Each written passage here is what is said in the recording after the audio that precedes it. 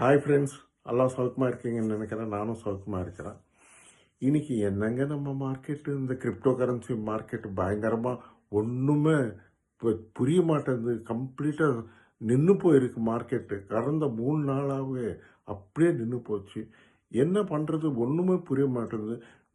விற்கணுமா, வாங்கணுமா, வாங்கிறதுக்கும் முடியல, விற்கவும் முடியல. எந்த காயின், எல்லா காயினும் அப்படியே நின்று இருக்கு. பிட்காயின் பார்த்தீங்கன்னா 84,200 கிட்ட நின்று போய் 3 நாள் அங்கேயே ஒரு 50 $100 அப்படி இப்படி சுற்றிட்டு இருக்கு தவிர்த்து ஒரு மூமெண்ட்டும் கிடையாது.